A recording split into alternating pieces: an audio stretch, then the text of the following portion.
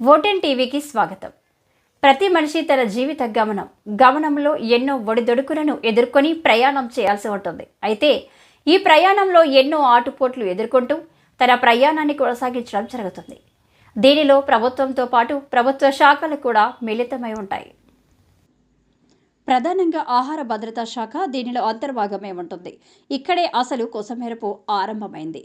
తమకు రాజమార్గంలోనో దొడ్డిదారిన వచ్చి పడిన అక్రమ సొమ్ములో కొంతమంది వ్యక్తులను భాగస్వాములను చేసేందుకు విజయవాడ ఆహార తనిఖీ శాఖపరమైన ఆఫీసులో శాఖ కార్యాలయం సిద్ధమై కొందరు వ్యక్తులను ఏకం చేసి కిలా పాపం తలవ పిడుగు అన్నట్లు కొంతమంది వ్యక్తులను పిలిపించి తలో 2,000 నుంచి 3,000 రూపాయల చొప్పున సమర్పించినట్లు చెప్పుకుంటున్నారు.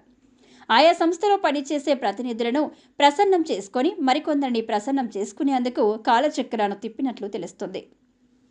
ఈ పని మొత్తం పూర్తి చేసేందుకు అసిస్టెంట్ ఫుడ్ కంట్రోల్ ఆఫీస్ లోపల యందు డబ్బులు ఇవ్వడం, అసిస్టెంట్ ఫుడ్ కంట్రోలర్ విధులు నిర్వహించే ఆఫీస్ యందు వుడెన్ సేఫ్టీ అధికారి కింద అసిస్టెంట్గా విధులు నిర్వహిస్తున్న ఒక యువతి చేత ఇస్తున్నారు.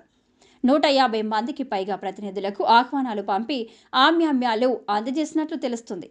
దీంతో ఆ కార్యాలయంలో ఇప్పటికే 3.5 లక్షల రూపాయలకు పైగా చేతులు మారినట్లు చెప్పుకుంటున్నారు.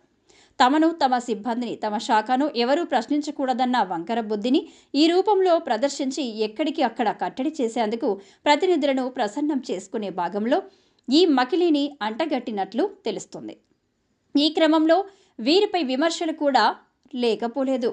ఆయా సంస్థల యాజమాన్యాలు ప్రతినిధులకు అంతగట్టే ప్రకటనల ప్రక్రియను అరికట్టేందుకే ఆ శాఖ ఈ నిర్ణయం తీసుకొని బహు కొద్దిలో ఈ తతంగాన్ని ముగించుకున్నట్లు తెలుస్తుంది.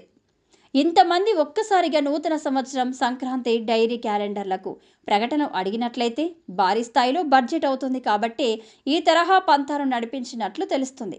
ప్రతి ఏడాది ఈ సంస్కృతి కొనసాగిస్తున్నట్లు తెలుస్తుంది. కాగా ఫుడ్ అండ్ సేఫ్టీ అధికార శాఖలో వసూళ్ల పరంపర ఏ స్థాయిలో జరుగుతుందో దీనిని బట్టి అర్థం చేసుకోవచ్చనే విమర్శలు వస్తున్నాయి.